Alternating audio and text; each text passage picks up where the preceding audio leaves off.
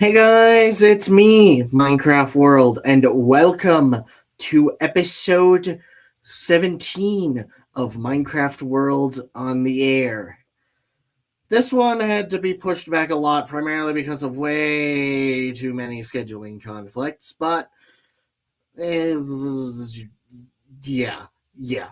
I, I am here. We're going to be talking Godzilla movies. Um, so yeah. Uh, there's currently no one in the chat right now. There's only one person watching right now, but I'm expecting certain people to show up in a bit.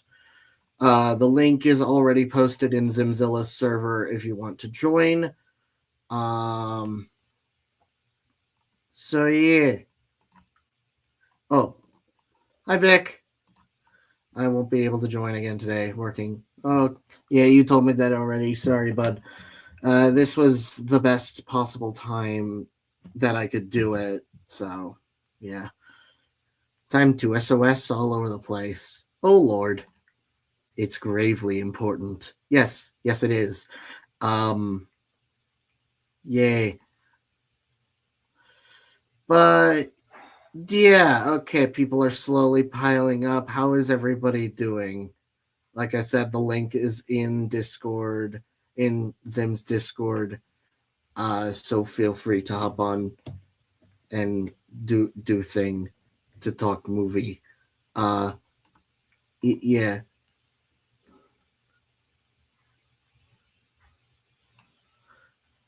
In the meantime, I don't know what I want to do. I have concept art. I have the concept stuff pulled up. Send you something in parrot. Ah. What did you send me, Lau?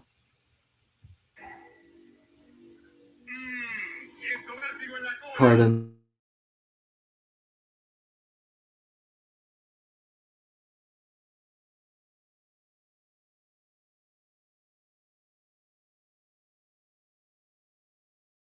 Hey, Oshi.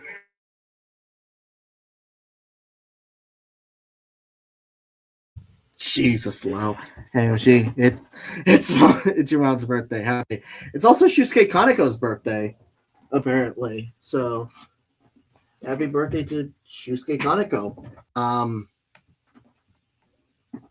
Yeah. So, oh god, oh god, where? Sorry, my headphones unplugged. Oh, and hello. Yeah. Wow, that was too funny. What did he say? He sent me something on Instagram. Oh. 60. Nice. But yeah, how are you doing this fine day? Good. Good. Not much to complain about. Basically just kind of, just doing what I've been doing. Just working on my vid. Um, hopefully I'll have something smaller to put out, at least within the interim. But Nice. I don't know when my next stream will be. If there is Okay. going to be one this month. But Yeah. Yeah, now this one was consistently pulled back. I wouldn't be surprised if this is the only ZCU stream this month.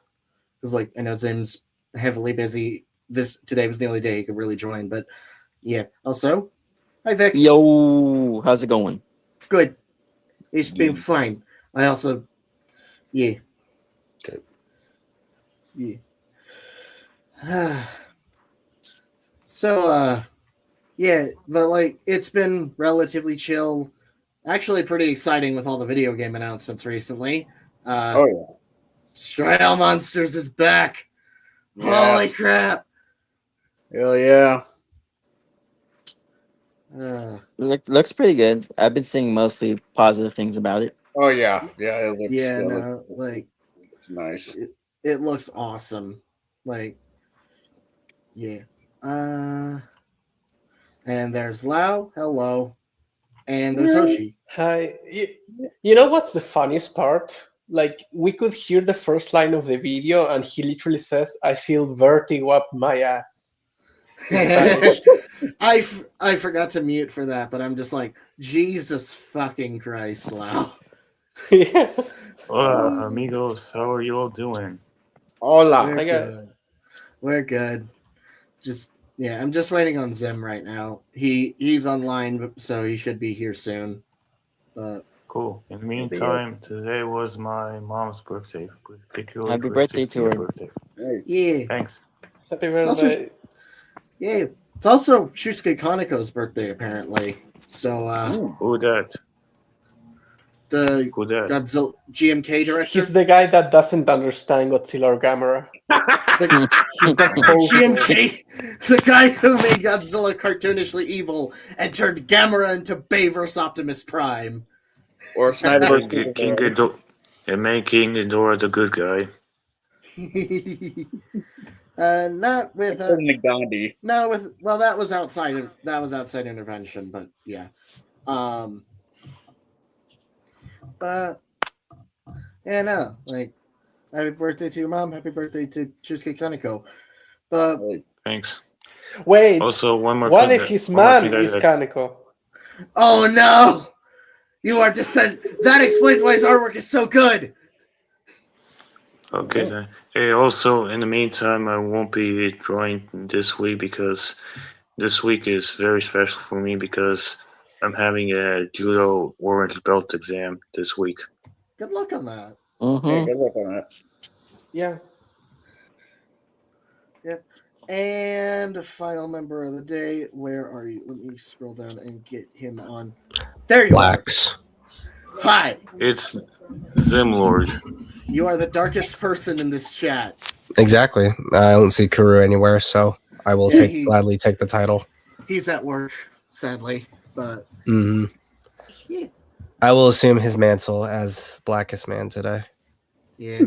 You sound tired, dude. The Darkest Night, It's all if sick. you will. The Darkest Night, indeed. You sound tired, dude. Just sick. Just sick. Oh, just sick. Same here. In the meantime, I'm going to be leaving probably 50 or a couple of hours because it's going to be midnight in my place. Womp womp.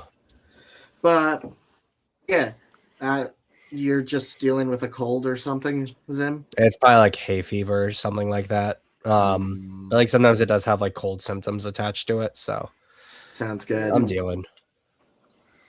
Yeah. Time for us to wait to November.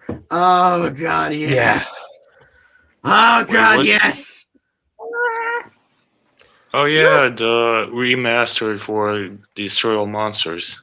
Yeah, no, Oh, not no. God. Yeah, the game. Yeah, the game. Yeah. Damn it! Yeah, what did I tell Oh, you yeah. people? I'm gonna Oh, yeah, fail and one more Donut thing. November before it even starts. Oh yeah, Shit. one more thing I forgot to tell you all is that apparently this game is going to can't come out the same week as GTA 6. Is No, it? I it- thought Wait, for GTA was coming real? No, like 3 it's- weeks later. No, GTA 6 is dropping 2 weeks later. It's dropping on the it's 19th. Everything comes before GTA 6. We all know that. No, Exactly. literally, we literally got Godzilla Destroy All Monsters Melee remastered before GTA 6. Yeah, and here's the thing. I just want to say, I told you people that this is something somebody should be doing for the Godzilla video game side of things. Either they that or already like unofficially they were doing that with Save the Earth Melee. Save the Earth Melee, yeah. Yeah, and I obviously always preferred and Destroy obviously Monsters for Save the Gigabash. Earth. Yeah, and obviously Gigabash was doing their thing, which the Ultraman Zero DLC looks neat. So Yeah, I mean, no disrespect to Gigabash, but we're talking like a fully and officially licensed Godzilla game. Like just Well, you mean a Godzilla focused official game because Gigabash Yeah. is official, just not Yeah. Godzilla not focused on him. And obviously we had Godzilla Voxel Wars, but that was like a one-off thing. That wasn't exactly Pipeworks or PS3. Honestly, I Um, would prefer that game if it wasn't like voxels. If it was just like a Godzilla like strategy game, I'd probably Yeah. invest more time into it. But yeah, no, like Destroy Monsters Melee on top of every other game announcement. Like Last Ronin's happening. what is it? Alien Alien Isolation Isolation 2, And Yeah. God of War Love Faye. God of War Eh. Laufey. The only I know good you thing can't to care come less, from but Alien like, Romulus. I know you can't care less, but god damn it, I love this. But It's like it's a culminate. Like that's a thing for like another time, or if we ever do like channels that aren't kaiju focused, I could talk about it more. But yeah, the weird, like the interesting thing that like I noticed from the trailer is the fact that looking at the model for Heisei, it's not an exact like on model Heisei design, but it's like a like combination of the original asset with more accurate details. So like the face is closer to actual Heisei, the spine colors are correct, and the Mhm. skin color is closer, but the spine arrangement's closer to the original model, as well as obviously it's moving more like the original model.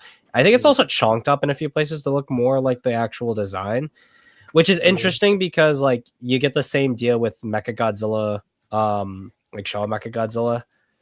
And what's weird too about it is that they're specifically using Mechagodzilla 2, because if you look at the trailer on its arm, it does say MG2 on it. So that's cool. Although I'd say even like color wise, it may just be due to the fact that it's in like the like sunset question. part of the day night cycle. It's like it looks color wise closer to 74 than 75, but it is what it is.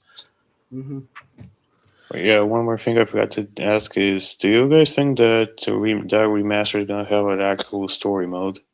Apparently, Definitely. they're gonna have like new campaigns for all the kaiju, so I think they might have like more specialized endings and stuff.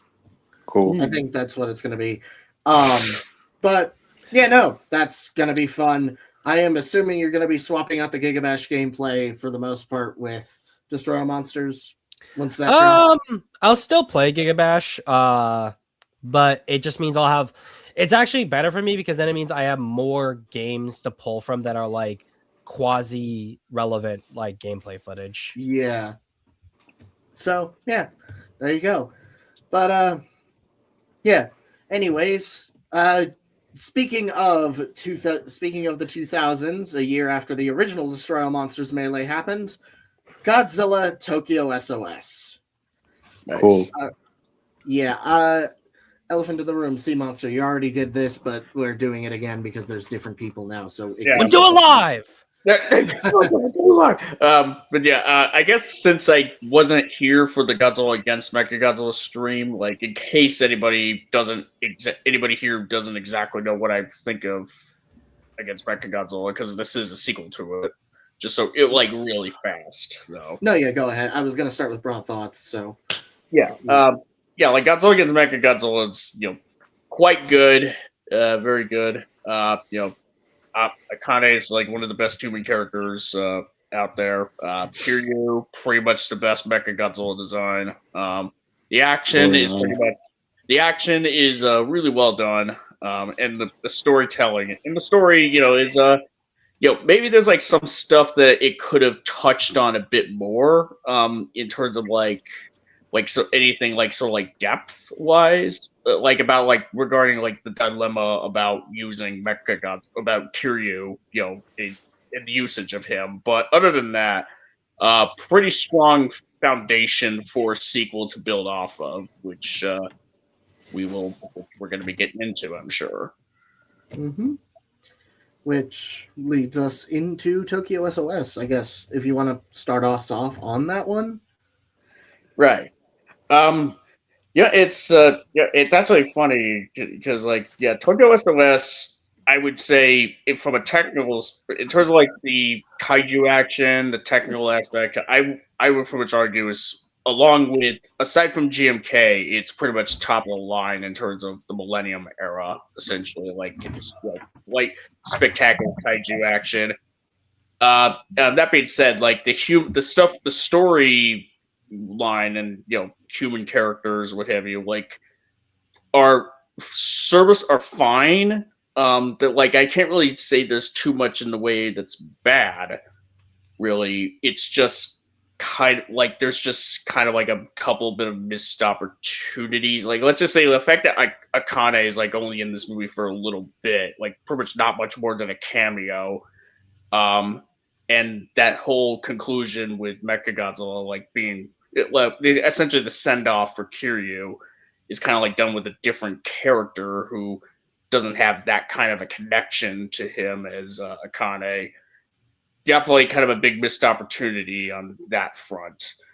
But overall, I do think that this movie does conclude the story in a fairly satisfying way. Overall. Mm-hmm. All right. And then I guess we'll just go top to bottom. So, Vic? But yeah, so Tokyo SOS is one that I've always really liked. The most nostalgia I have for it is actually going to be like from the 50th anniversary collection like trailer, because I know I used a lot of the clips from that film for that like whole showcase of like the DVD collection. Oh yeah, and stuff. So that always has a special place in my heart. I've watched it more, or rewatched it more recently and stuff over the like last few years, and it's become like one of my top 10 Godzilla movies. I think I forget if it was in my either top 5 or bottom 5, but it's definitely like again like just one of my favorites because it has like the most stuff that I like the cool monster action. I think it has great effects. The story itself I think is well told, but I don't think it's as, at least the character, the main one we follow, isn't as memorable as Akane. Doesn't have that same charisma. I think he's more of an underdog. And forgive me if you hear the tweeting, just because there's a baby bird's nest right outside my door, Oh, Send and they're pictures. getting ready to Send fly pictures when soon. send pictures when you can. Oh yeah, I've taken videos. They're getting ready to fight. But back to Tokyo SOS. Yeah, like it's basically one of my favorites. I think it has a lot of good stuff in it. And that's about like my basic thoughts on it. Yeah. All right. Zim? I'd say, like, for me, it is my 9th favorite Godzilla movie of all time. So I held it in pretty high regard. I understand in a lot of cases the film has issues, particularly when it comes to the sharp change in direction where it concerns the change in main character, plus a few retcons technically to the universe. But overall, I think that as a character, Chujo has as much, if not technically more, of a connection to Kiryu than Akane does. Although I'd say his internal struggle isn't as connected or doesn't have a as similar strong beats compared to Akane, which I think is where a lot of the issues come into play. But I think as a story overall, it is really well done. It caps off the story of Mechagodzilla in a satisfying conclusion. I think a lot of the themes that you can glean from it are nice effects wise. It's really good. It has probably the best Mothra since the Showa era. Really good Godzilla design and improves on a lot of what we see with the previous design, with the new details like the chest scar. And it seems every time there's a Mechagodzilla design, if you get to see it again for another film, it just looks better. And that seems to be the case here with Kiryu, where the Gen 2 version I think is just better than the original version. Action is really good. So yeah, overall, like, really solid film, and I really like it. Nice. Hoshi? Oh, I guess it's my turn. To be honest, I didn't watch this movie probably because I always viewed this movie as the forgotten sequel of compared to say Godzilla against Mechagodzilla, because I don't know, maybe it's just the fact that it didn't really interest me outside just bringing Mothra back. The only reason why is because I recently watched the Ultimate in-depth review of the movie, and I only gotten what he had to say about the movie, and apparently Mothra's one of Mothra's original themes came back for the movie, which is kind of a plus for me.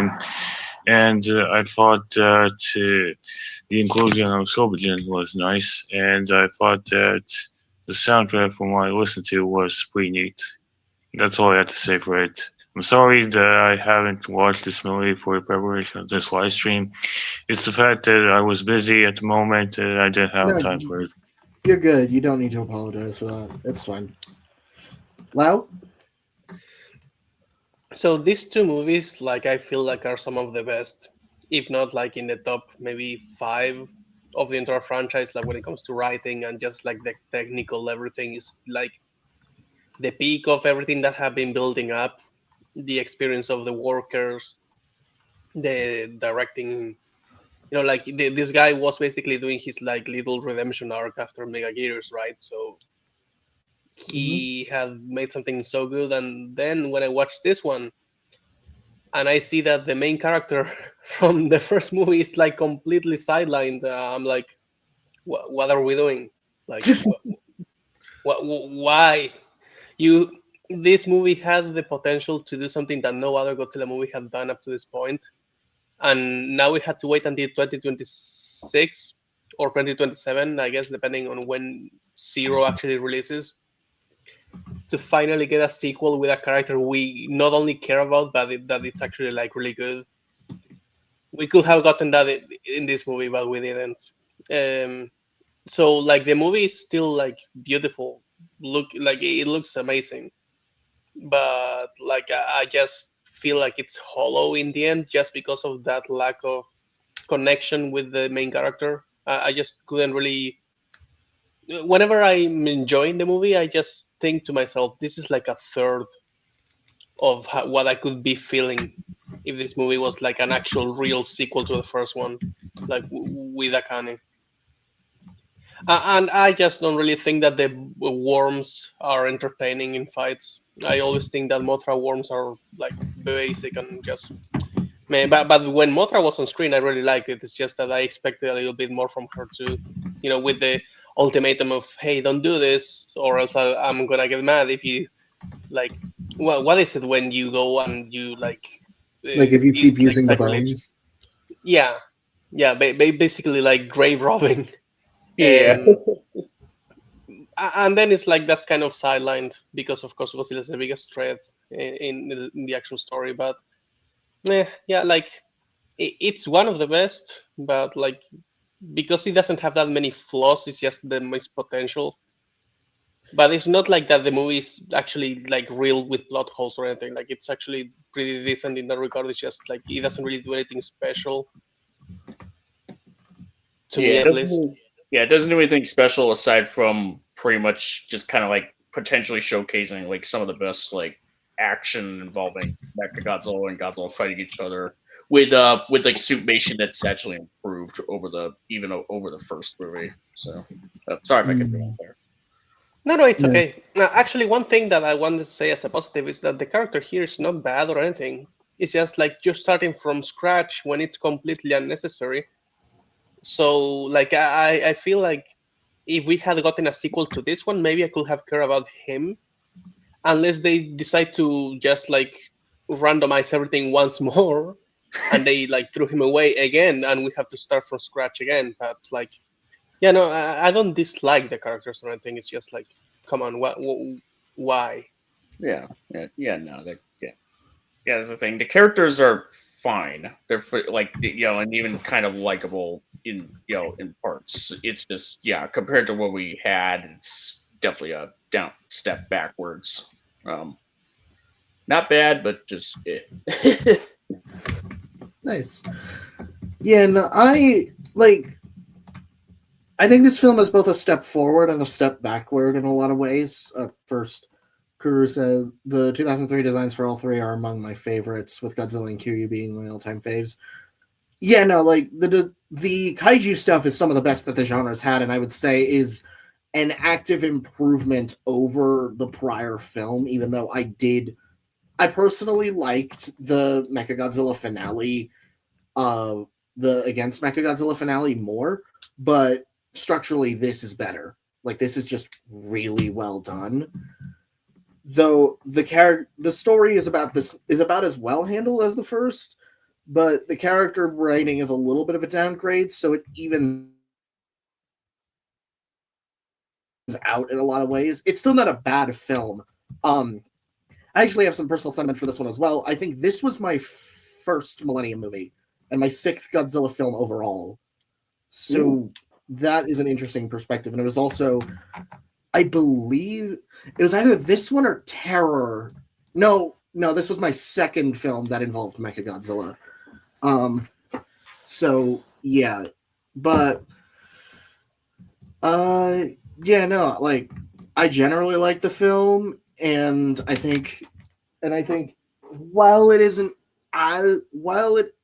as bad or as good as its predecessor, it still is generally a strong movie. So yeah.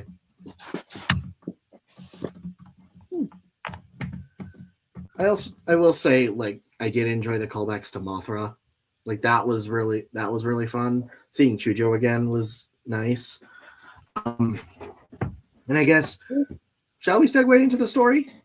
Like just the story and characters and all that. Just get that out of the way. To any of you wondering, I'm just a bystander. I'm just here for the vibes.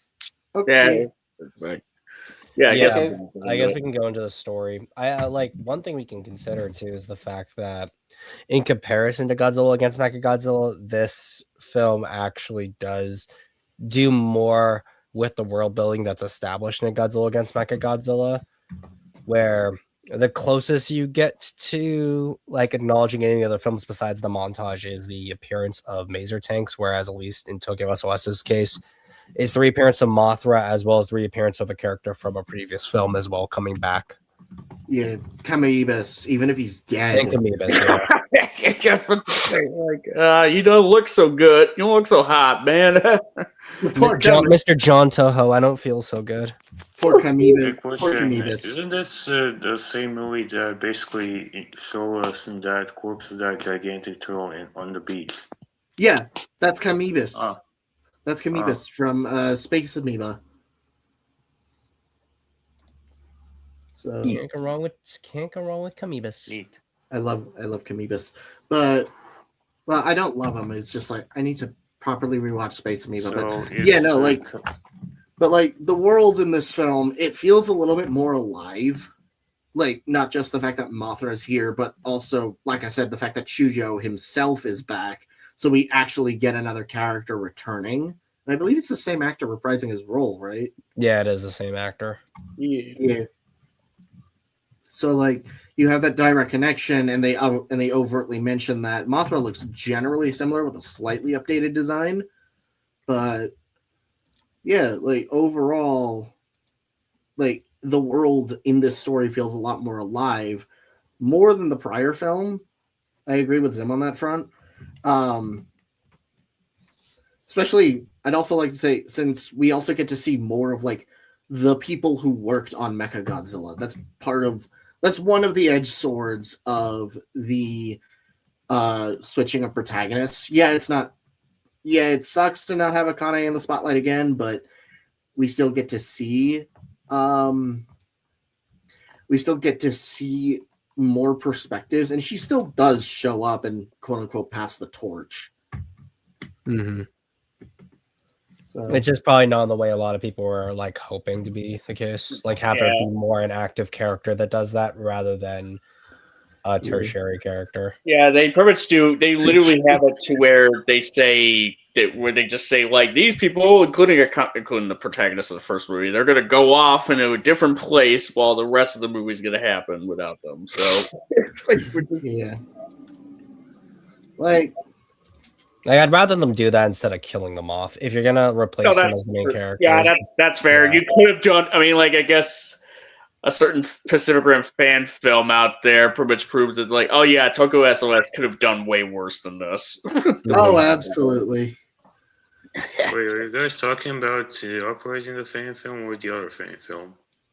The fan film. Uprising. Oh, neat. But yeah, like story front, it's generally solid.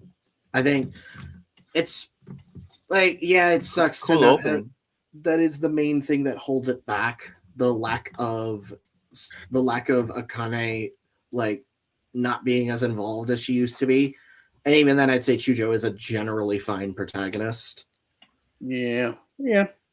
I do like his underdog like status to where it's more so he's trying to like do right by Mechagodzilla just because he's so tied into like helping create him and wanting to repair him. Yeah. And like that's partially what leads to the bond that they have, where like we get to see Mechagodzilla like sort of warm up to him, with the ultimately leading to Gogeta thanking him before the plummeting. Sayonara, Yoshito. Yeah. Which, yeah. I'd also just say like I also really like the build up to Godzilla in this front. Like the first act before he even shows up is just really well done. You get the viewing of like his eye opening, you get the submarine attack, you get the dead Kamibus, all this talk of Godzilla, Mothra threatening, and then it's really good. It's just they like, do a lot to really establish the threat of Godzilla, and that reinforces the oppositional idea that Mechagodzilla should be repaired in order to defeat Godzilla. Yeah. Mm-hmm. Like I really like the opening of the film. It's one of the coolest Mothra scenes, I think. Yeah, the reveal of Mothra, like the build up to, hey, oh shit, that's Mothra, and yeah, like Godzilla, but like with Godzilla in this duology has always been given a hefty presence. Like Kiryu Goji, say what you will about the design, is always shown to be like menacing overtly in a lot of manners. He's shown at some of the lowest angles we've seen. He's given a hefty reverence, and I think that this film keeps that intact more so than ever, because now it's a 2v1.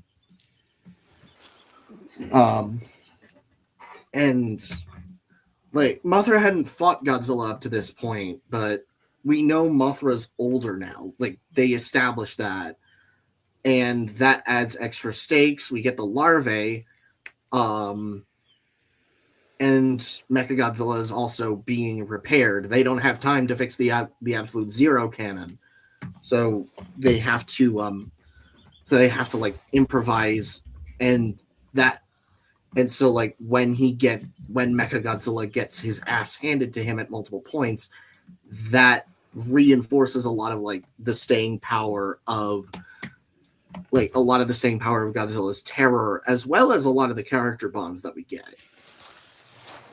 Mm-hmm. If any, I also think it's really good for Chujo's story that he is the mechanic, but he also has the responsibility to talk to to the people that he works with to discuss either scrapping Mechagodzilla or stopping the operation altogether. Because I think that allows for some good dynamics, specifically those with his fellow teammates, those with the pilots, as well as the general sentiment that people in the government have when it comes to the safety the Mechagodzilla embodies. Mm-hmm. Which contrasts well with his, I believe it's his father. No, that's his uncle. With his uncle.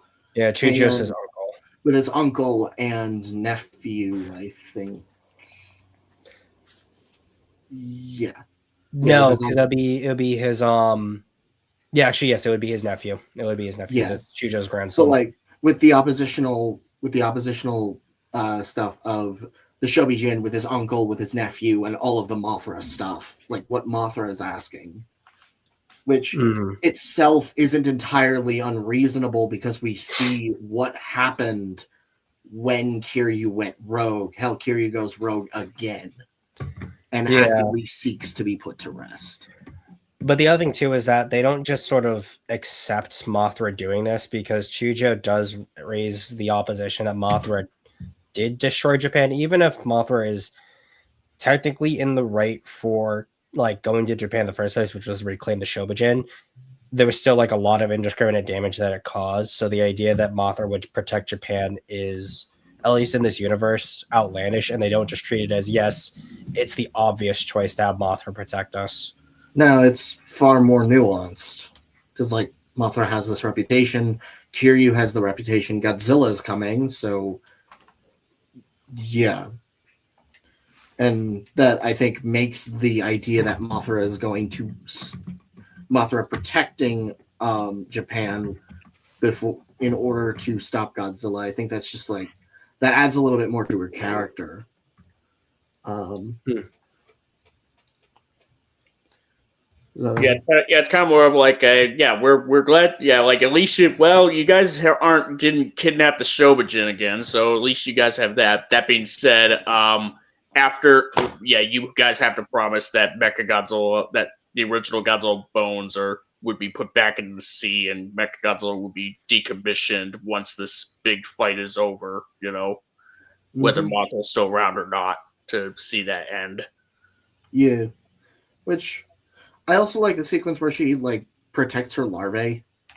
Yeah, that's just a nice sequence, and in fact, I think that's just my favorite Mothra death. Like, period. Yeah, you had to say like she's saving what she loves, Not destroying what she hates. I'm sorry. God, that sequence. But yeah, no. And I think like just generally story wise, it's about as well balanced as the first film. The kaiju action obviously is like it has its place, especially with that third act. But like the build up to it, I think, is the strongest point of the film. Like before like Godzilla comes ashore is just absolutely well done. The funny thing is, like, it's not even so much the third act of this movie that when Godzilla shows up. If anything, it's more like the third act of this duology,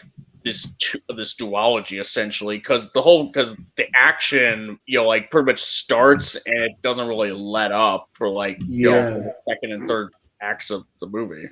So and like I said, Godzilla's given the reverence that he deserves. He's shown to be an absolute menace. He's shown to be a destructive entity that should. He's a menace to society. Literally, yeah.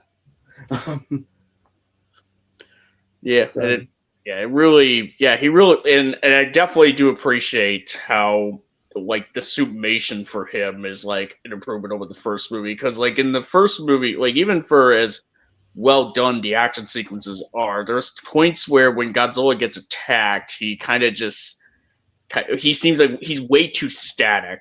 Let's just say, like if missiles or masers are supposed to be like doing some kind of doing something to him, like he just kind of just stands there and just sort of like. I wish there was like a better way to get across where it doesn't phase him too much at first necessarily, but without like make him look like a statue at points. Whereas in this film, he really does. Yeah, like you definitely can tell he's a lot more lifelike, essentially, in terms of like how he moves and how he reacts to when he takes hits. Yeah, choreography is also off the charts. Some of the best ones I've seen. Yeah, which I guess we'll circle back to we'll circle back to the human stuff later. But with the visual front, both this and its predecessor look pretty as hell. Yeah, Hoshi? I was just gonna say, since you guys were talking about Godzilla's design, I gotta ask, what are your guys' thoughts on Mothra's design in this movie? I think we'll touch on the kaiju later. But actually, no, we'll talk about the designs now since they're part of the visuals, but we'll get to the concept art later. But Mothra looks fine. I actually like the legs a lot. It's just what GMK did, but better in every. It's like a good mix of GMK and like something closer to Showa.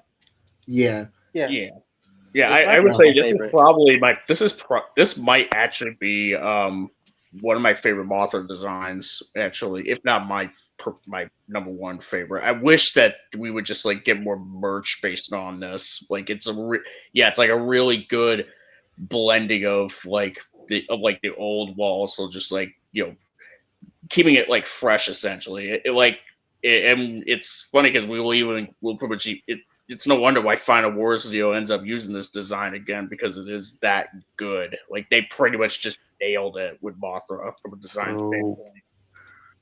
What's the Don't problem worry, with see, Heisei because Mothras? with how Toho manages the IP, you will get merch of her for like 2 years non-stop and then never again. So you'll have your 2 years, maybe 25 years from now.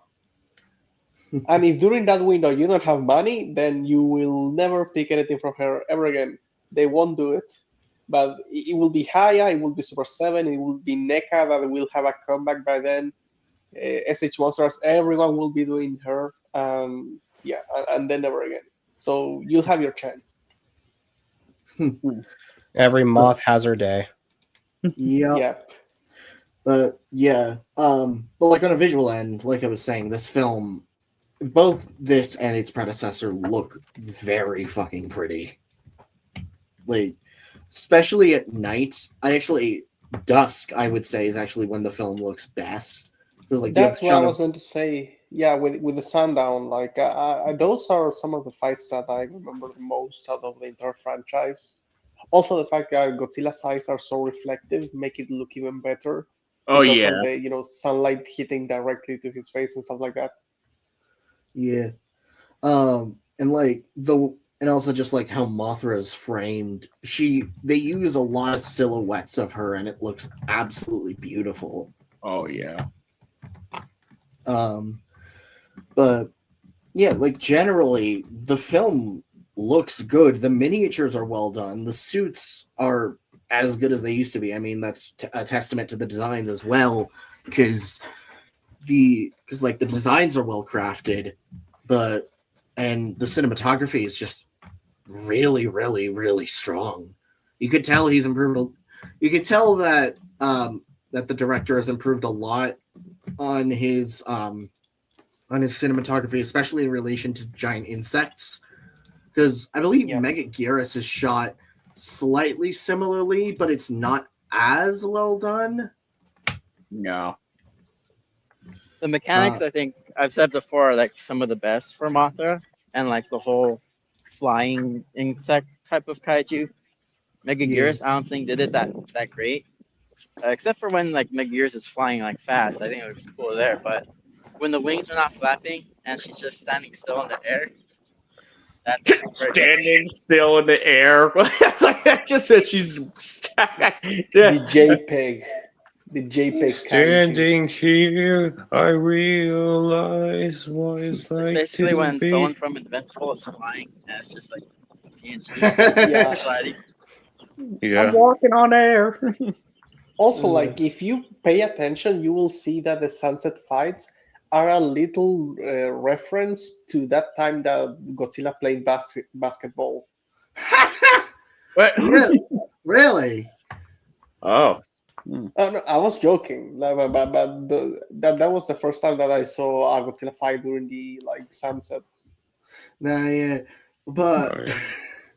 but yeah, like the fights generally are really good. I think the standout with this is how Mothra is framed. Mothra is done like everything surrounding Mothra. I think is just absolutely pretty. Like the opening sequence is shot, the build up to her when she's standing on the mountain, when she sacrifices herself, the sunset fight. That's just, it's like Mothra is given a heavy sense of dynamicism through the cinematography. She moves quickly and she hits like a battering ram with fluff on top of it. Yeah. Yeah, like the choreography for the fights, it really is like the director like took what he kind of like whatever like shortcomings whatever that he had going on with like the Godzilla versus insect choreography and Megaguirus, and even some parts of like choreography in Godzilla against Mechagodzilla between Godzilla and Kiryu, and just like and just really sort of hone in on improving upon those and honing in on just like making the choreography of both Godzilla and Mothra versus Mothra and Godzilla versus Kiryu in this film like really pulled in every way. Yeah.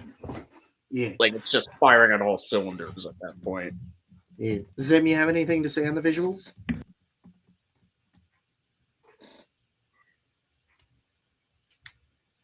Zim? Yeah. Sim has died. Oh no, that's wait. Is it working now? Yeah, it's Yeah, working. Yeah. we're hearing you Okay. now. You were muted. No, it was weird because I thought I unpressed my mute button. Oh well. Like a lot of you are saying, I think it comes down to how unlike I think with like Mega Geras, they really wanted to showcase her speed, so they'd have her kind of stay static, kind of just floating in the air, and then have her move really fast. Whereas with Mothra, it feels like you get more shots of her just kind of gliding through the sky, or her wing movements. Like you don't have to worry about like that weird speed up, speed down kind of thing with Mega Geras. Right. So Mothra just feels a little bit more natural. I think you also see a lot more long, like wide shots of her, either like taking these long banks or coming in really fast. Yeah. And I think that also just adds to just the general presence that she has. Yeah. So I'd say that like it definitely comes down to shot composition that makes Mothra just a step up compared to Mega Geras. And I think with what they were wanting to do with Mega Geras, that kind of restricted it. Whereas with Mothra, based on a power set, you don't really have that issue. Yeah. Yeah. And like I'd say by comparison to like speaking to all the monsters with Godzilla, you have like Godzilla was pretty consistently shot well, even from Mega Geras. So there's that. I'd say that with like you're saying the sunset kind of fight scenes that you get specifically in the Godzilla versus Mothra fight, the warm tones that you get with some of those shots are really beautiful. Like that one shot where he's kind of just trudging down the street before Mothra comes in to intercept him. Just the color grading on it, the shot composition is really, really beautiful. And then with Mecha Godzilla, you have a lot of the similar kind of like front center shots for him. But I also think that in terms of moving primarily before the backpack, he loses that. You get a similar kind of beats with him just sort of sitting there taking pot shots at Godzilla, but I guess they probably learned from it, which is why you get that shot where when Godzilla fires his atomic breath, you have Kiryu use the thrusters to quickly move behind a building and then take blind shots at Godzilla before you can realize what's going on. And there's just a better like ebb and flow to the action. And yeah, like there's just a lot of like really good improvements that we see with this film. Yeah. Yeah. And I think, I guess, our visuals and story, to segue into the next section, may as well. I mean, well, quick mention to the soundtrack. The soundtrack and sound design are also just really good. Like Kiryu sounds amazing. Godzilla obviously sounds amazing. I was actually really impressed by the sound design for Mothra's wings. Like the way the sounds of her flapping, it's actually really satisfying. But like, and then the soundtrack, a part of me wants to say it is a slight improvement from Against Mechagodzilla. Soundtrack wise, you're thinking? Yeah, soundtrack. What does the evil part of you say? No, I was just gonna wait because I think Koshi was gonna say something. I was just gonna say, did they manage to bring back like one of Mothra's original themes in this movie? Yeah, they did bring back the song. Yeah. Yeah, they always are able to. Yeah. But like I'd say definitely probably the inclusion of the more Mothra-esque elements, like the woodwinds, things like that, I think gives the soundtrack a little bit more depth to it in comparison to the first one, where it's a lot more drums, brass, horns, all that. So I'd say like that's one thing I like in comparison to the original Against Mechagodzilla soundtrack. But there's also just like a lot of just general music cues that I think are really solid there. I think it's just called in the soundtrack Godzilla Fights Mechagodzilla or something like that. I can try to find it. But it's just mostly I want to say it is mostly just deep drums and a little bit of brass added to it. But it really works well with how the combat flows. Yeah. Yeah, I really think it is just the inclusion of Mothra. But yeah, no. So, and then I guess moving on from that, which like the crux of everything in this film, the humans. Let's get the humans out of the way. Well, not out of the way because these guys are actually pretty solid. Well, for one, Chujo's back, and I think him being here alongside Mothra, for one, it's interesting to see. It adds to the world building, but he's also handled really interestingly, where he's essentially Mothra's biggest advocate. I think a part of me would want to compare him to what is it, Nagamine from the Gamera trilogy? For who, Chucho? For Chujo, yeah. I wouldn't go that far. Maybe not.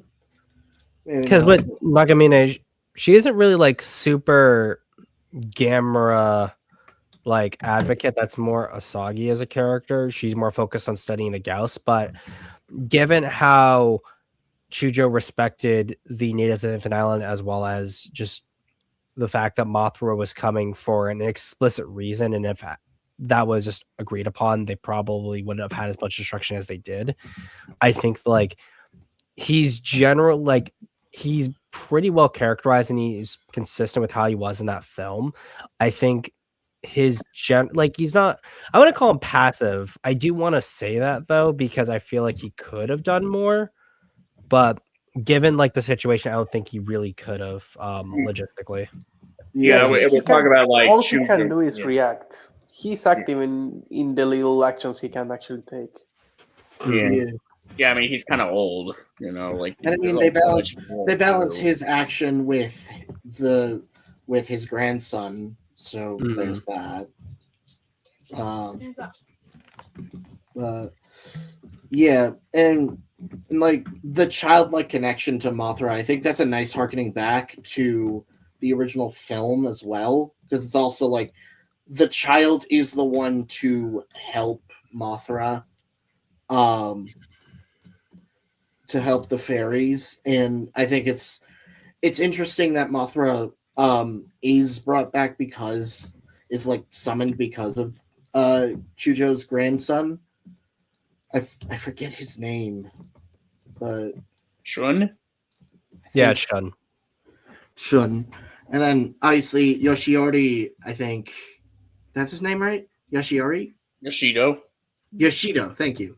Yoshido is also like, that adds the extra contrast to Yoshido, who is directly connected to Mechagodzilla, thus adding, like, both men have their good reasons to act the way that they do, and I think the fairies do understand that, hence why Mothra protects them.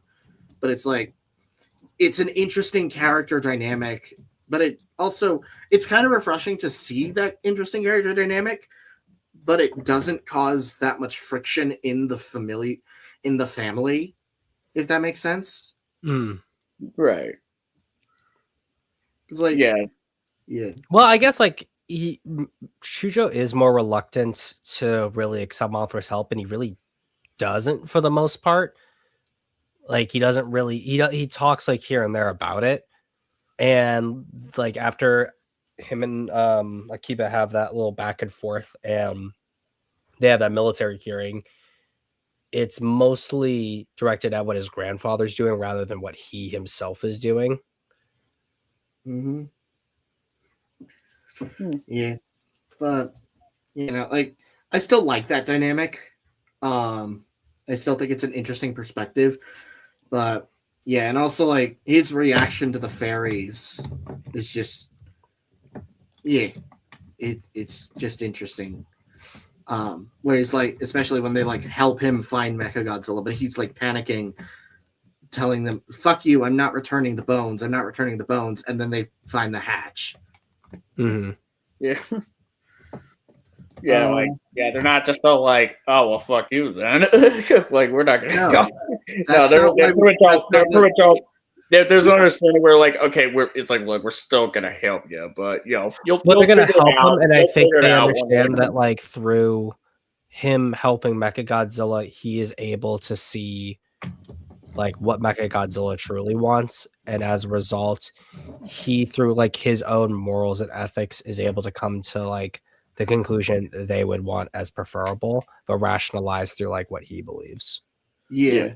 Yeah, like Right. it's like him sort of like seeing their POV and sort of like changing his, it comes a bit more naturally. Yeah. Which comes into the ending with like him attempting self-sacrifice, but Mechagodzilla's not letting him do that.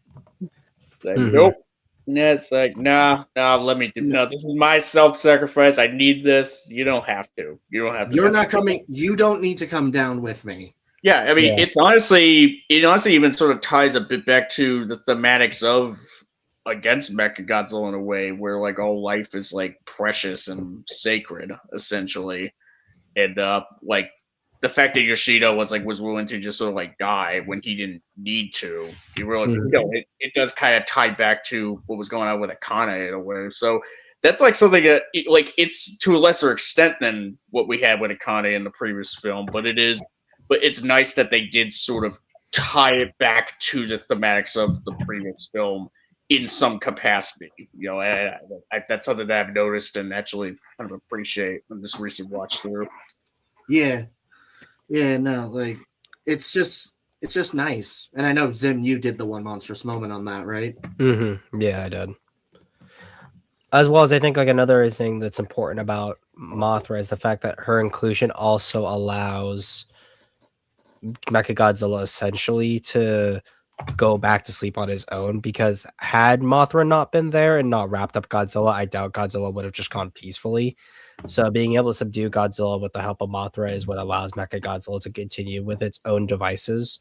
And it's also obviously thanks to Chujo repairing him. And ultimately that's what allows like essentially the cycle of Godzilla to be ended here. Mm-hmm. And like originally, like for a while, I thought like it was kind of a either contrivance or plot hole with Godzilla coming. And the rationale behind Tokyo SOS with Godzilla is that it was attracted to come to Japan because Mechagodzilla was there.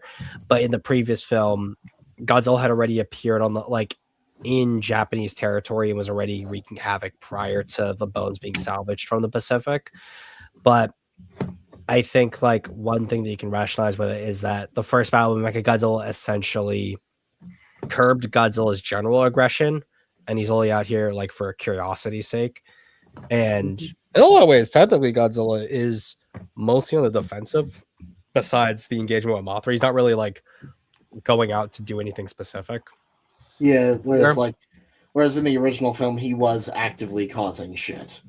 Yeah, like the first person to aggress is Godzilla against Mechagodzilla. But yeah, I think like that's one way I've rationalized it. But I think that even if it's like technically a plot hole, I still think it makes sense that Godzilla would have been attracted because of like something to do with Mechagodzilla, and essentially being at peace now that Mechagodzilla is at peace, I think also is a good conclusion to his character as well. Yeah, and like I guess it also pseudo wrapped. Well, Akane already had her arc wrapped by the finished film, but I think like it's interesting. Also just I guess like with Chujo it also like it works as a I guess there could make an argument for that Chujo is a repeat of Akane, but it really isn't, because you have two very similar you have two different methods of letting go. You have letting go of your past grievances and letting go of your current loves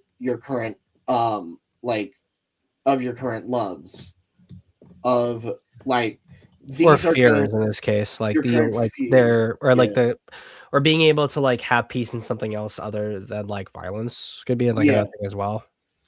Yeah, essentially that. And I think like that's part of why I didn't mind the change in character, because it extended the theme, but it portrayed it from a different person or from a different angle. Yeah, I mean that's why I'm pretty much why I would say I'm still less harsh towards this movie about the change from Akane to a character who's like relatively less complex and less someone that I don't care about quite as much, that I don't have as much of an attachment to, essentially, because of the fact that it still at least tries to tie back to the first movie in spirit, and it does it pretty well.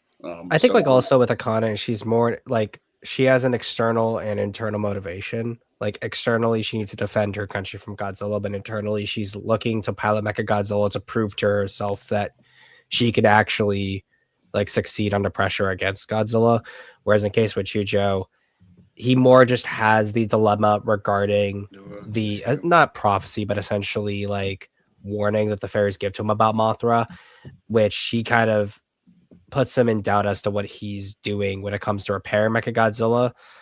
But like overall, he's pretty unchanging as a character for the most part up until the very end when he realizes what Mechagodzilla itself wants. And I guess like given the fact that he calls Mechagodzilla a machine when he's talking to Shun about like different kinds of like aircraft and like machines and stuff like that.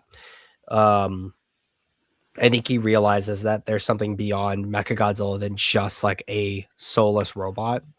Yeah. Mm-hmm. Yeah. Okay, guys. Hey, I'm going to be leaving now. If that's okay for y'all. That's fine. Yep. But before I go, is it okay if I ask you guys something? It's something really stupid. Go on. If any of you guys have seen something on our channel I've been posting a couple of brand new original kaijus in that general art general because is that for Kaijun?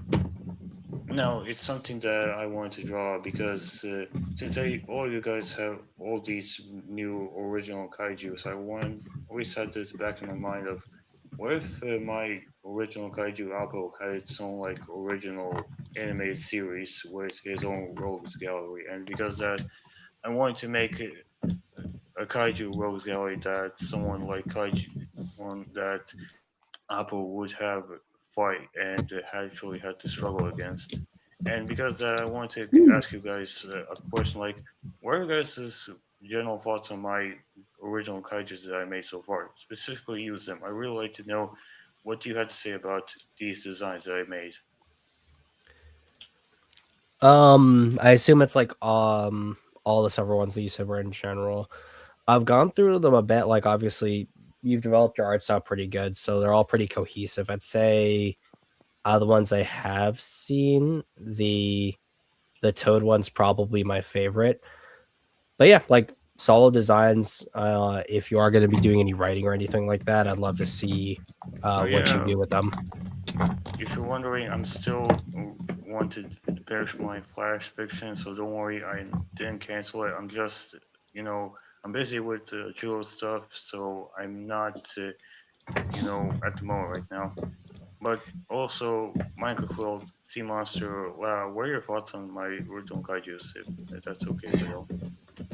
Vic too. I generally think they're all pretty good. Like they all suit Appo. They all suit Appo's like style, and obviously your art style has spoken for itself on multiple occasions. So yeah. Also, Loud, did you just 1 moment? 1 moment. Loud switched to a new device. Apparently. Actually, the problem is that if I leave the browser, for some reason now it's doing this to me, where it's like it just kicks me out. Yeah, So I mean I was that's the trying thing. to- That's what it does for me too. Like I can't, you gotta stay on the browser. Yeah. I wanted to see those Hoshi designs, but I can't. It just literally sends me to the Philippines. Okay then. But yeah, design any wise. thoughts? Hmm? No, I was just gonna say before Minecraft finishes, I would like to know what you had to say about the design Sea Monster. Honestly, I have not. I haven't even looked on anything on Art General because I've been really busy. I mean, honestly, I pretty much would. I'll pretty much take the word of the other folks here who have seen it. But yeah, I don't really have any commentary at all. Okay then. But before I go, one more final question at that, and it's for Vic. Hey Vic, is it okay if I ask you something? Sure. Have Have you seen the logo I sent to you about the hypothetical sequel to Godzilla, the animated series, specifically Godzilla 2008? Do you have anything to say about it? Let me see. Did you send it to me directly? No, it's on our channel. If you have Let seen me it, I see. literally tagged you. I think I think I must have seen it. Let me see. Yeah, but anyway, I'm going to be leaving now. I hope you guys have a wonderful day and peace out. See you, You dude. Peace out, too, man. See you later. So, bye. And Vic, if you want, you can always send me on what you have to say on private chat. Yeah, gotcha. Will do. All right. See you, dude. Later. But yeah, Yeah, I did see that. It's really cool. yeah. Also, comment 05L. What's to Serviceable. describe Tokyo SOS? It's serviceable. Okay. All right. That's cute. Okay. That's cute. Heisei Mechagodzilla is the second worst Mechagodzilla in existence. What? But yeah, no, like character wise, I also like you have the rival characters. You have what was the other girl, and I believe it's the one guy who returned from Tokyo. Also, I keep forgetting the names. Yeah, I mean, I've just seen them. I watched the movie like this morning, and I already like don't remember the names of like the guy who is essentially the Iceman to Chujo's Maverick, essentially. and, He and has that one hot has- chick who's like who's a pilot, I guess. Yeah. She's a pilot girl. Was Yeah. there a hot chick in this movie? There were two. There was Akane, and then there was the other. Yeah. But There's Akane is not in there's a this girl movie. who was the pilot of one of the White Herons. So Yeah. Oh, I forgot. yeah. Yeah. Oh, you asked me like, oh, was there a hot chick in this movie? Like, wow.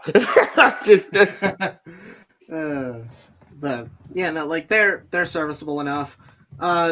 Dynamic, what like you could tell Wait, what the roles did are. you just confirm what 2005 said? Did you just say service? I said those specific characters are serviceable, not the entire movie. You dumbass. Got you loud. No, don't gaslight. You're getting infected with Don't gaslight him loud. No, I'm not. defending him on Don't you this. dare gaslight me. No. Don't do that. I do want to mention like that. Yeah, like apparently, I don't know if this was like a position I held initially, but I always thought like I guess at first I thought that there was a bit of like an error where Godzilla against Mechagodzilla kind of had it established that they destroyed Mothra, but then like Mothra is like back, it like suggesting like the 61 events still happen, but they like retconned them somewhat, and then Tokyo SOS kind of contradicted it. But it turns out, like, I actually did go over through against Mechagodzilla that specific scene, the flashback stuff, the montage bit, in the original Japanese version with subtitles. And the subtitles say, like, they used, like, the heat ray stuff against Mothra. They didn't mention anything about them destroying Mothra at all in that. So, yeah, I mean, that's kind of, it's like, so I guess we have to imagine, like, the against Mechagodzilla case was like a bad translation of that particular scene. I think so. So yeah, I guess Tokyo SOS is in the clear in that front, Yeah. in terms of continuity. Go to Big Black. But yeah, like it's so yeah, generally serviceable human character, generally good human characters, not even just serviceable, good human characters. Well, not how as you had perfect. to correct yourself from using Fuck the word you. But like they're not as good as against Mechagodzilla, but they are good. Like the Chujo family is engaging enough. The dynamics are just generally well done, and like they're not that much of a downgrade by contrast, because spiritually they carry a lot of the same thematics of what the original film, of what the first film had. So yeah. So yeah, and I guess with the humans out of the way, shall we get to the part that we all are here for? The monsters. The monsters. Woo! Yeah, What about them? Yeah, them as characters, I'm presuming. Yeah, we've touched briefly on Godzilla and Mothra, but like Kiryu is also a character here. Like this is the most characterful Mechagodzilla Yeah. in Oh yeah, existence. What about it's not even Kamibas? close. Kamibas is yeah. I mean, yes, But Kamibas guys, was Kamibas was falling on very Mechagodzilla, though. very fascinating characterization of Kamibas. You know, Exactly. lying there, like yeah. I was Truly the most riveting character in this movie. He's a Kamibas. professional liar. He just lies there. You liar! You liar! You liar!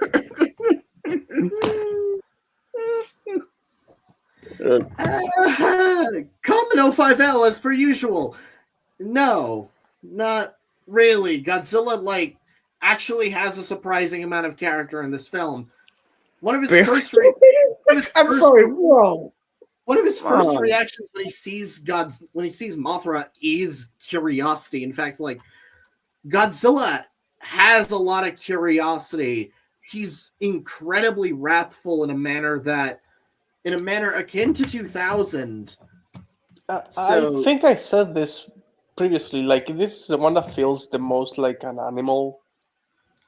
Like an actual animal that's not just there to be raw monster, because he does have like those little moments from time to time. He barely does anything aside from, well, not just facilitating the plot in this whole duology, but also like partially at least somewhat facilitates the character arc of one of the best human characters in the Godzilla franchise. And then that character arc contributes to the character arc of the sequel. Like it's intertwined in a very specific manner. Yeah, it's like this happens because this happens, therefore because that happens, therefore this happens. It's not like He's like- also pretty even cunning in this movie too. No, yeah, he is. He pulls some fast ones on Mothra and Kiryu. Oh Yeah, yeah. he is. Like he actively tries to use the atomic breath on Mothra when like she's dusting him, literally. And it actively goes awry, so he has like a very specific reaction to it. I really like the moment where like the Iceman archetype in this movie, who's piloting Mechagodzilla, like he pretty much like he's able to like beat Godzilla's ass, but he's like kind of like just going like, yeah, come on, come on, bitch. All right, time to finish it off. And then Godzilla, but he underestimates that Godzilla's like intelligence, and to where Godzilla is able to trip Mechagodzilla over with his tail, and then blast. And then as Mechagodzilla falls, he shoots his atomic breath in his face, and that just takes him out of commission. Yeah, that's real. Like that it's clear. That was like really cool. It's clear he's learned from their prior encounter with Mechagodzilla. He understands how Mechagodzilla moves, especially considering Mechagodzilla is weaker in this take than before. So there isn't So there isn't like so like there is a advantage in Godzilla's favor. He doesn't have the absolute zero. He does have new trickery, but Godzilla learns to adapt to that outside of like the drill hand. Oh yeah, the drill hand and the drill hand, which definitely does a significant number to him, and then the hyper mazer right into where the drill sort of like made a hole into him was like, that does him in pretty much. Yeah. To me, Godzilla in this movie didn't really feel all that threatening, like in terms of presence. But because of him being smarter, it actually makes the fights more engaging. It pretty much balances out. Yeah, exactly. Yeah. And it's more unique. Like we had only seen that a little bit in GMK. That one time that he's baiting Mothra into like going for him, and then he just like turns around. Like surprise. But here it was more, like I just felt like it took those aspects and actually made it better because of the tripping, for example. Yeah, I mean, it's almost like in the Godzilla pretty much knows that humanity is and Kiryu are able to put up not only put up a good fight against him, but put up a good fight against him to where they could do a serious number to him in the last movie. So now he's like, Yeah. all right, I'm not underestimating you guys anymore. Like, dude already has a scar has visible war damage from Kiryu. He knows Kiryu can hurt him and leave a lasting impact. So like that adds extra stakes in his corner. And we see Kiryu do the same thing again, albeit on a smaller scale with the drill and maser cannon. But it's still very much there. And then, like, Mothra is more delicate, but just as fast as Kiryu used to be. So Godzilla has to react on that end. Yeah. How dare you say that on Shusuke Kaneko's birthday? Don't. How dare you? This is a birthday present. How dare you disrespect the Kaneko on his date of birth? This is how dare you insult Hoshi's mom?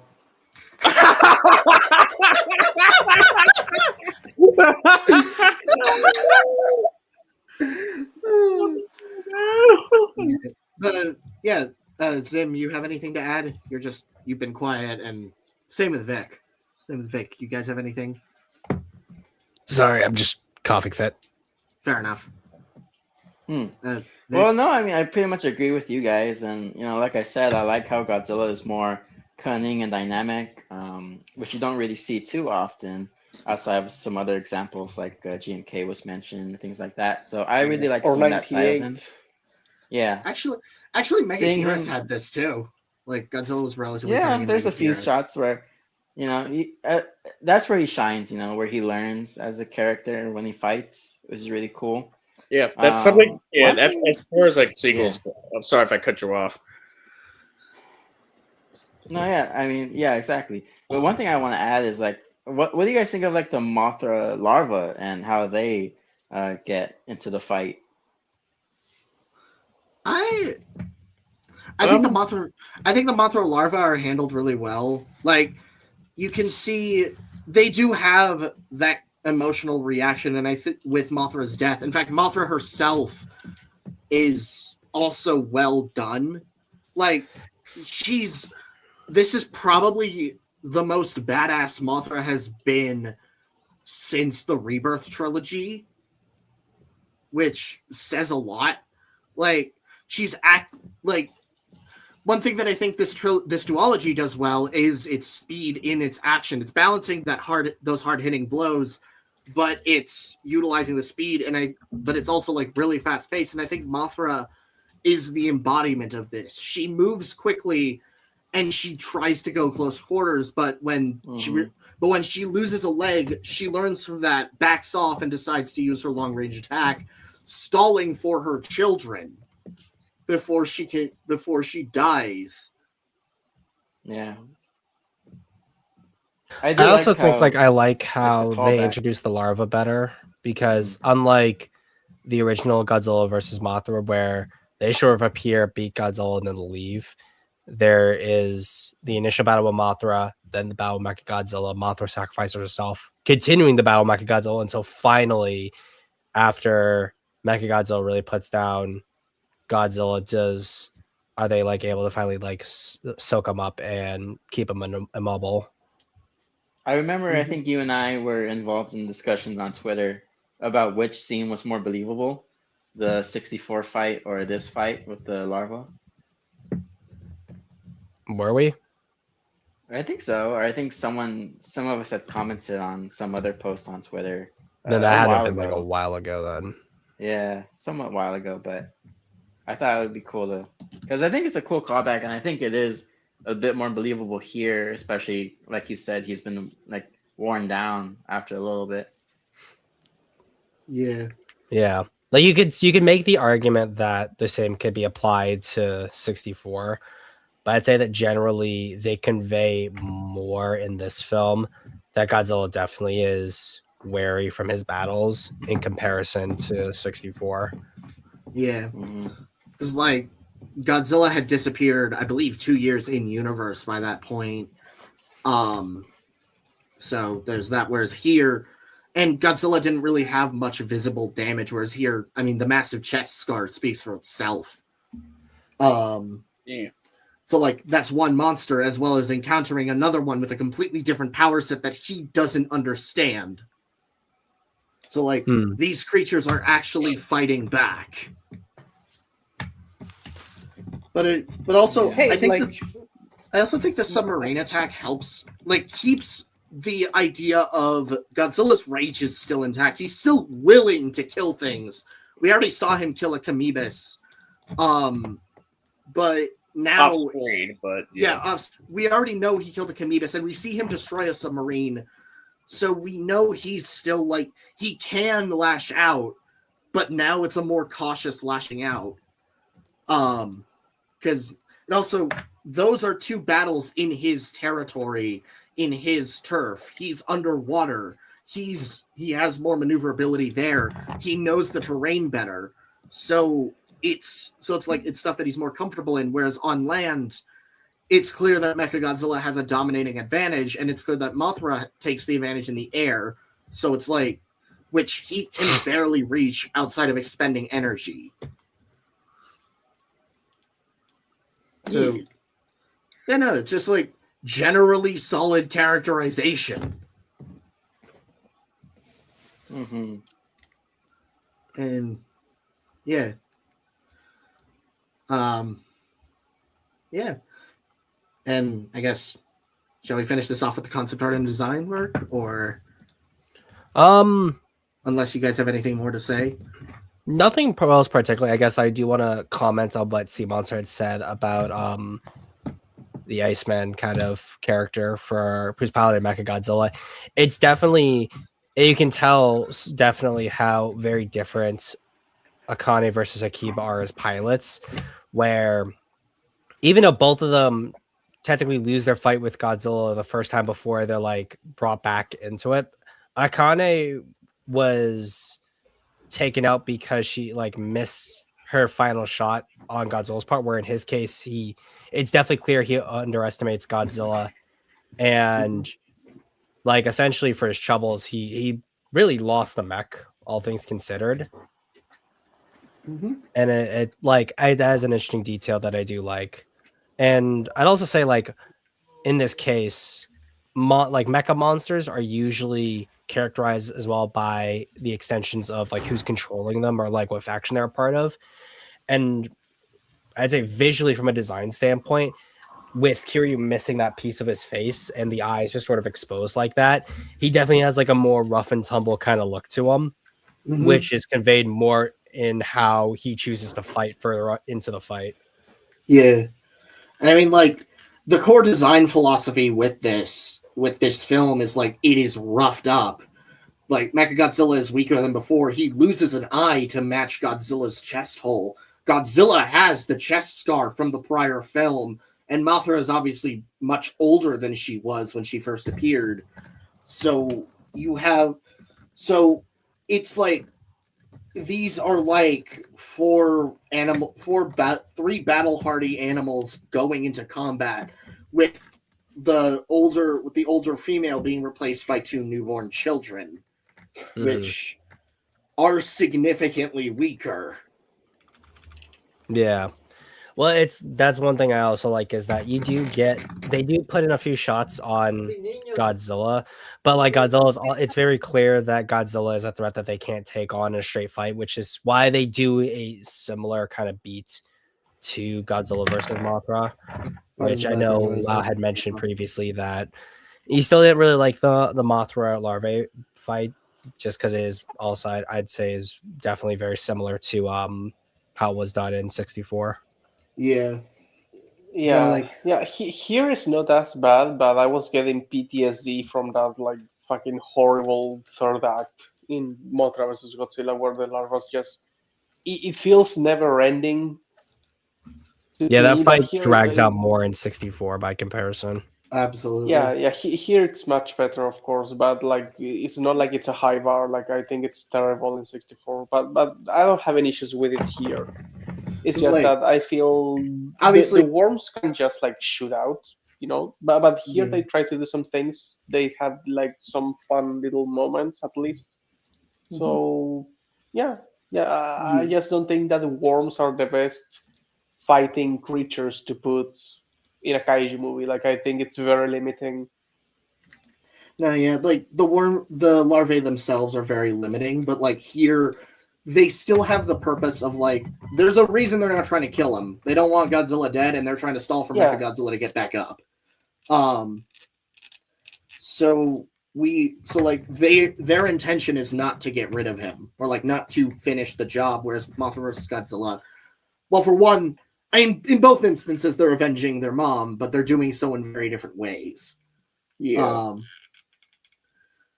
But Yeah, Yeah. what I think that the worms can do and be very interesting at is just because they're so simple and they're basically like an add-on. You can do what they did in Ghidorah, the three-headed monster, where Mothra just rides on Rodan, for example, and stuff like Yeah. that. Like if they had had more interaction with Kiryu in the fight, like helping each other, I feel like that would have been a little bit better. But also, like it's not bad or anything. I just there could have been a little bit more creativity, but it Yeah. wasn't that bad. What if the larva like got on his shoulders and then they become the new cannons and stuff? Yeah, exactly. They shoot both things at the same time. He just has those mega shoulder things, so the two worms could be on top of it. On top of it. that would be a funny visual. That Yeah, would be I a mean, really I don't funny know. visual. Yeah, I don't think that would necessarily fit in A bit too tone. funny. Yeah, of course. But Or like the something they thing- could do is that since the Hyper Mazer replaced the Absolute Zero cannon was more of a like rushed job, Godzilla's atomic breath keeps hitting the chest, so there's like more critical damage to the area. So then Mechagodzilla leverages the Mothra on the battlefield to try to web up his head so that he can't use his atomic breath. Something like that would be a little bit more Yeah. creative. Yeah. Or like Mechagodzilla just falls on the ground, right? And one of the larvae like climbs onto his back. He cannot get up for some reason, maybe. And the only way he can actually do something is maybe by lifting the cannon up and aiming the larva to Godzilla's face for a little bit, right? Because maybe they just can't reach there. So you technically have them on top of the cannon, but it's not like very ridiculous, and it's more of a like, okay, we're doing what we can with what we have. And these are ideas we're just throwing out in like a Discord call, basically. Like if you're writing the movie, you could actually come up with something more interesting and situational. That's actually like, oh, I didn't think I would see that ever.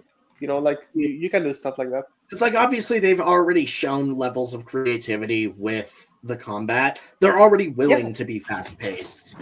So like this is a post Heisei Gamera era.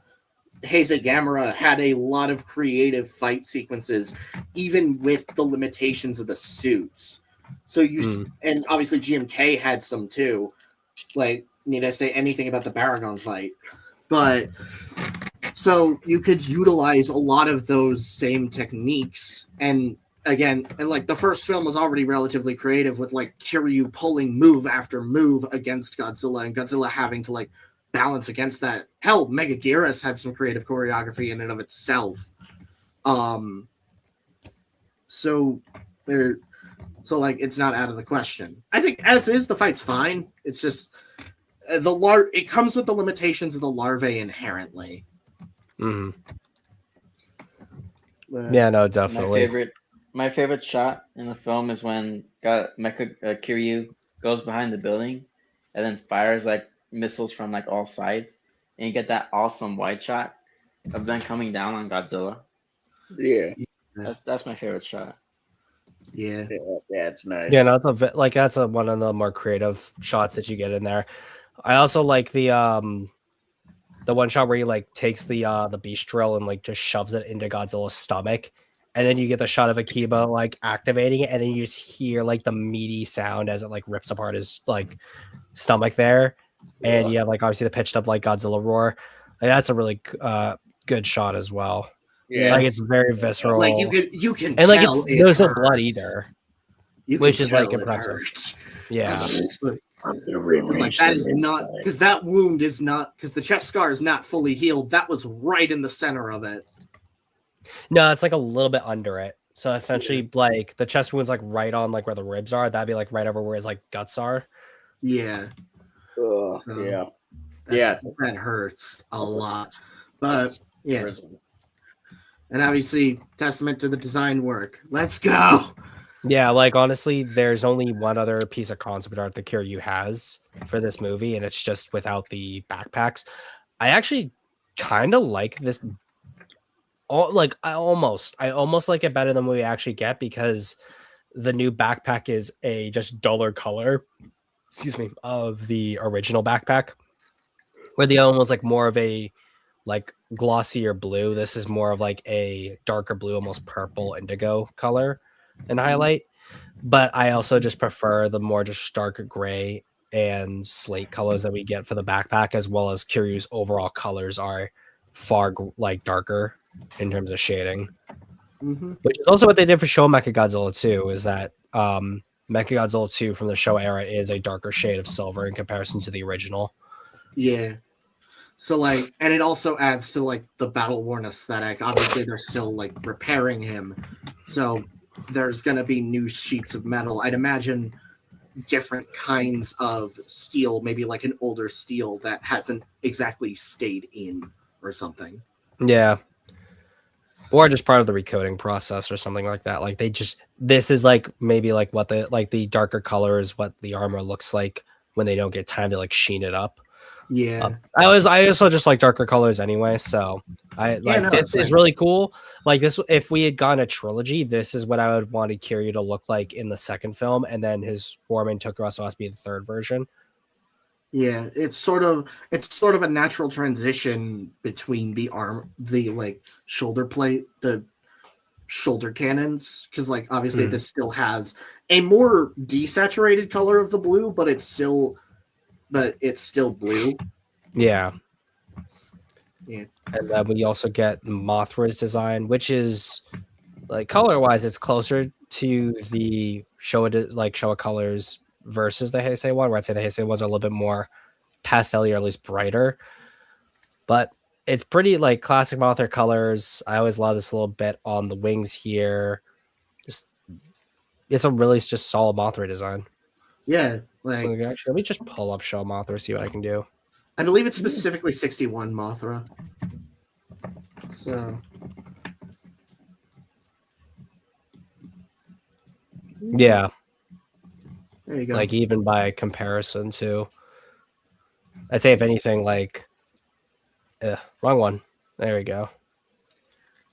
But I think actually, if anything, I think the prop's the exact same too. So it's like just small details are probably just off because it's not the exact same prop itself, but the colors are definitely on point. I'd say I feel that like the mandibles jet out more on the Tokyo SOS Mothra compared to the original props, where it seems a little bit more rounded.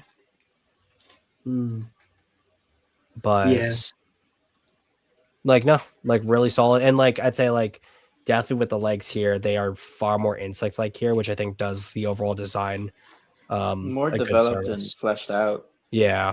Yeah, it's literally just because of the effects work and better anatomy, I guess. Yeah, because it had been what 40 years since 1960 since Mothra 61. About so, like, that, yeah. Yeah, it's like several decades. Yeah, like we've seen how like actually right here, this is like of course we gotta use Reddit. But actually I'd say like the only thing is I kind of feel like if they made her wings a little bit bigger, that could help. Because I do like the general silhouette you have of the original Mothra, which you kind of lose with this one. So like it's just a tad bigger, but like overall, like it feels like a very like solid update to the original design. Like there isn't too much else to really say. I guess like only small things would probably be like maybe this detail here isn't the exact same, where there's more of like a like beige on white, beige on white, beige on white. While here it's just the beige and then the white and then goes straight to the black, which is where you see the patterning differ. Yeah. Man, no, Yeah, like Mothra's got really solid colors on her. Yeah, this is definitely. I think it's partially because of bias that I prefer the Showa design, but this is just the better. This is a better one, I would say, objectively. Mm-hmm. Just But They like, even no, like this is obviously the reused it concept art later. here. yeah. Like I'd say the concept art looks a little closer to Showa, although just with how the position is here, this sketch's head looks kind of like the Mega Nulon from Rodan, just a tad. Yeah, I can Yeah. see it. It's a bit too round. No, it's not round. It's oval. It's Yeah, flat. oval. It looks Yeah. really flat. Hmm. But yeah, I think that's really just the angle of how it was sketched. But Mhm. yeah, And then this is like the really only notable concept art we get. Like there's very little concept art for Tokyo SOS. And in this case, it's the dead Kamibas versus originally they wanted to do a Leopleurodon instead. Which is like interesting because it's like out of anything to add, it's just a actual animal instead of a monster. yeah, but like yeah. Kamibas, I we don't know other like Showa era films take place in this continuity, so it's like why not have Space Amoeba? I did not know that was that this was like an initial plan. Yeah. That you would allow Pleurodon. There's there's a story that apparently they wanted to like use Anguirus, and then they were like no. Oh God! Could you imagine like how Well, people? no, they wanted to do Anguirus, but then like they were saying no because they might want to use him in a movie, and then the director was like, "Can I do Gamera?" And they're like, "We don't own Gamera." So then I don't like. I've heard that said multiple places. I don't know how true that is. I wonder if maybe he did say it, but then he was like, "Just kidding." Yeah, maybe that was like a joke or something. Yeah, I'm thinking it might have been like a joke. Yeah, it's a It's Charlie. It's so funny I'll do thinking that they the were voice like, like that. maybe we will want to use Anguirus at some point. He's always like the B option. See, Anguirus is the side bitch in Toho. No, No that's one really Varen. cares. That's Varen. Because think about it. No, Varen doesn't even get fucked at all. Varen is like the childhood friend at most. Varen is a no one. He peaked in high school because he got his solo movie. Then he doesn't he's only a puppet in Destroy All Monsters. He was supposed to be in Godzilla vs. Gigan, but he wasn't. They said no. He picked in He was supposed to be in elementary Destroya, school. but no. Yeah, I mean, his solo movie was pretty That's lame. so So sad. let's be frank. Like he got sidelined sad. from day He one. picked- And he got Elementary. sidelined for like no fault of his own. Like the only reason why that film is the way it is because of the American the distributors or partners, whatever, like going under. Yeah, and then it's like you have he was gonna be the finale for the Heisei era, which would have been interesting. So like that would have been one hell of a redemption arc, but no, we got Destroya. And then GMK had to happen, but they just said no. Swap Dora, which I want the pain. space bibbity. Not even a space bibbity. It's just bibbity. It's Yeah, just a bibbity. Earth Bibbity. Ancient bibbity.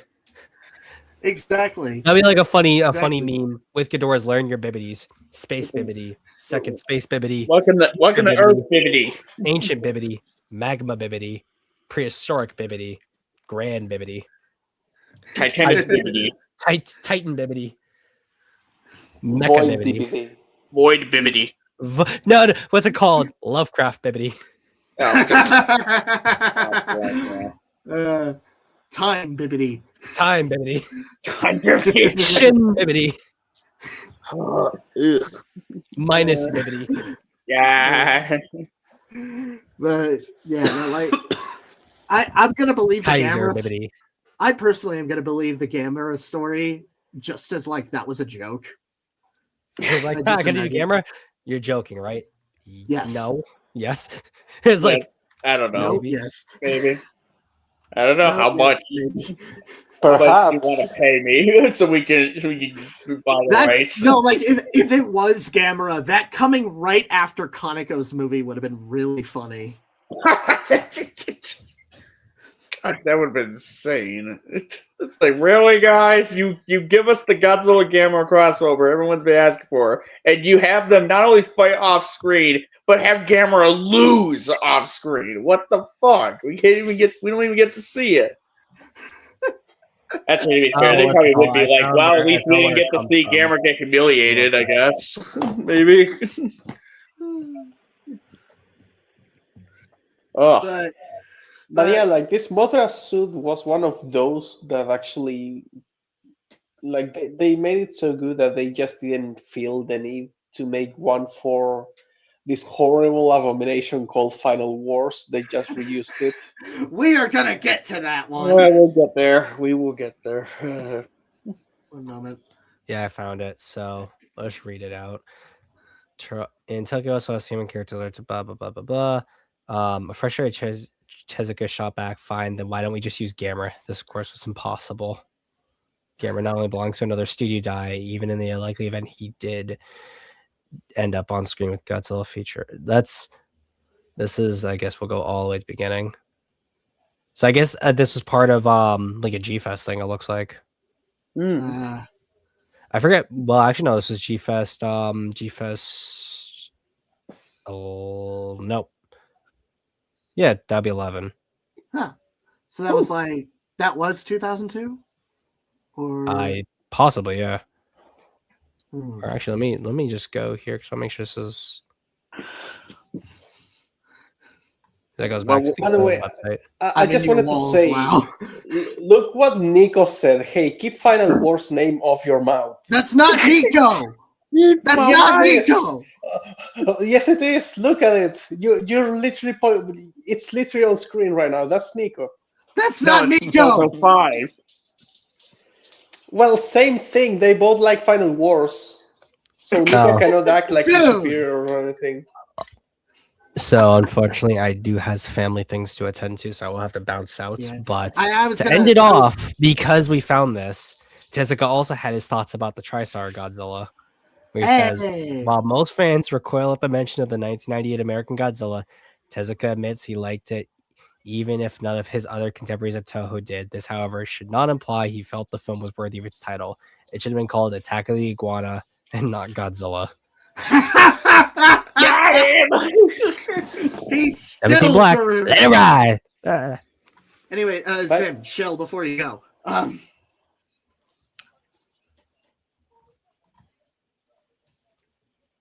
Oh, do the shelling? Yeah.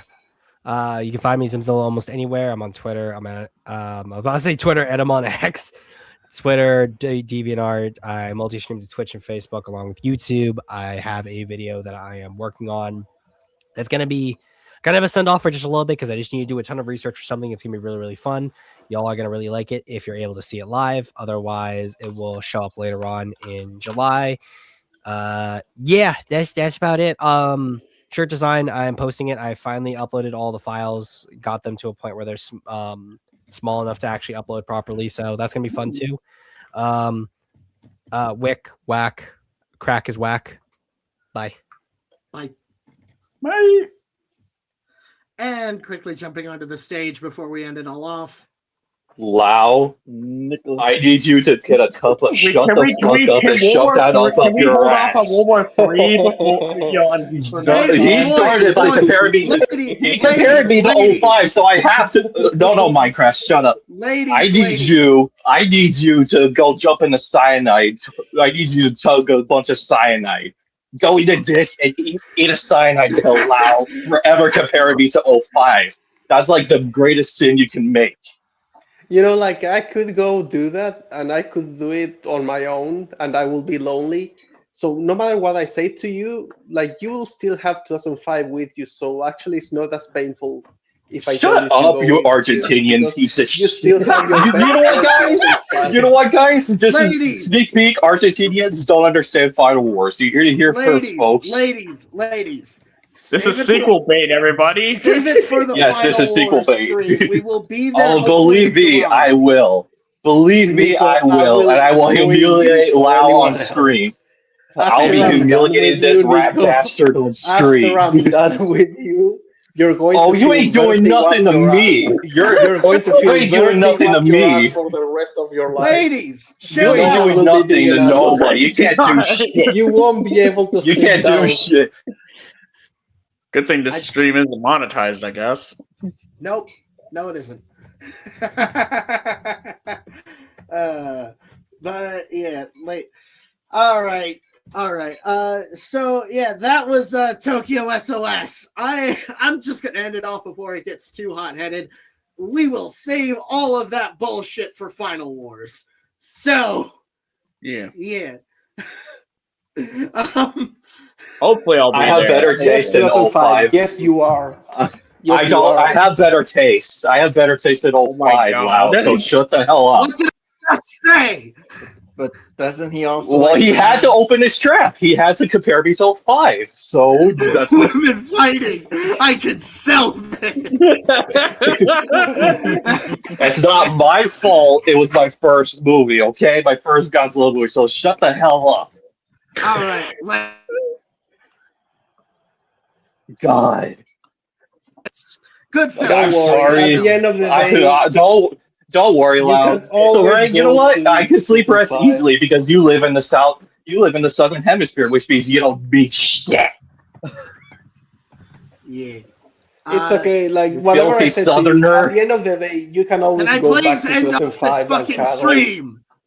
Yeah, end the stream, please. Stop it, Lau. Stop Alright, it. Why do you alright. have to be this way? Are we shilling or what's going Yeah, on? we are shilling. That was Tokyo All- SOS. Good film overall. Follow me on I DeviantArt. like Bye. Final Wars. Yeah. Watch Final Wars to spite Lau. All right. Fucking hell. Yeah. But yeah, Tokyo SOS was good. Yes, it's good. Sorry. I am sorry. Anyways, Shell, go now. You can find me follow me on most places. Oh, is that still going? I forget. Oh no, it's okay. You go first. Whatever. I just want to end it off for the piece. But find me on most socials: Twitter, Instagram, as the Crispy Vic or Vic Monstrous. I am doing a little. I call it Kai June too, just because for the brand. But a little sale for the month of June for my commissions: $12 for a full body illustration plus profile icon. Also, if anyone still wants to support my fundraiser for the Pocho figure, my original kaiju, production has begun for some things. So any funding you can help me with that, check out my GoFundMe on any of my socials that I have linked there, as well as on my YouTube page for updates. Check it out at Kaijunot. And that's about it for me.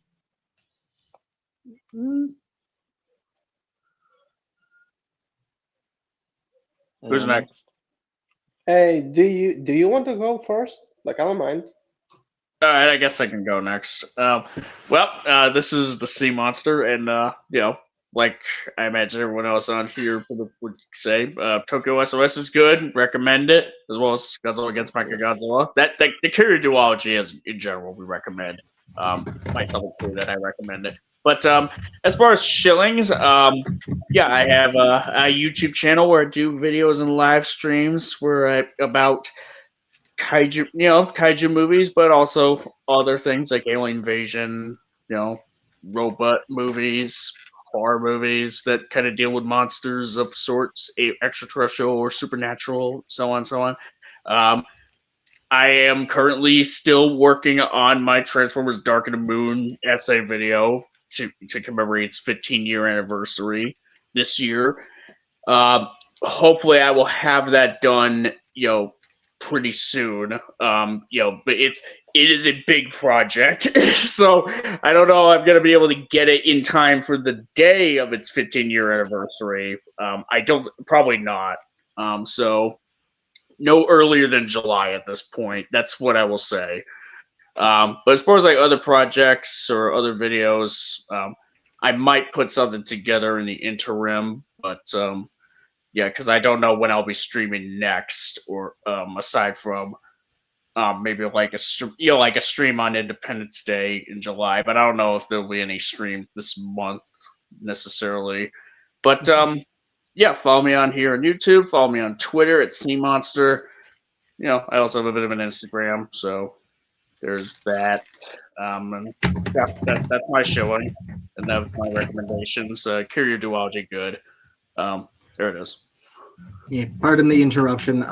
My mom called me earlier, so It's okay. Lau, go. No, it's okay. I'll let Nico leech off, even though he has barely been here. He can go first. I think he already has shilled.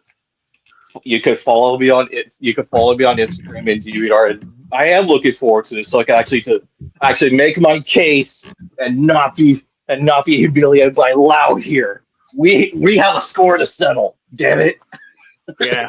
Oh yeah. I hope I'm on the Final War stream. Yeah. I just have to figure out schedule. I am only allowing 6 people. I need to make sure there are all 6 on. So. Gotcha. Wait, can you upgrade to more people? I'm curious. You gotta pay money. I gotta pay for that, and money is kind of tight at the moment. Fair enough. Okay, so you can follow me on X or Instagram or YouTube by this username on Screencascade. I draw. I'm going to start uploading to YouTube again soon. I just been moving, so it's been busy. This movie, I like it. I would say that if you're new to the franchise, I would recommend Against Godzilla more after, clearly watching 54. This one, you should leave it after, you get into more of the Godzilla, like, Toho franchise as a whole. And for a final Millennium... No. Or, to be continued. What to be continued? Like, this is it? I don't want to. Shut up, Wow! Shut up! It's a great movie. It's a great movie. You can find me here on YouTube at Minecraft World 1954. That's my @ or just Minecraft World. I have stuff in the works. I've just been job hunting, which should be coming to an end, hopefully. I'm also going to be moving in July, so I don't know how that's going to affect my stream schedule. But yeah, I will let you know on that front. Do keep an eye out for the Final War stream in July. That will be very interesting. And also I plan to do more book retrospectives in the future. Book retrospective streams, including hopefully a redux of my War of the Worlds stream. So yeah, find me on Instagram. I have artworks. Find me on Kara, though it's not updated. Find me on Blue Sky. I post there. Send me occasionally. But go watch the Kiryu movies and take care. Peace. Goodbye, Bye. MC Worlders. Also, go watch Shusuke Kaneko's Kaiju movies. Bye. Yeah. Go watch 98.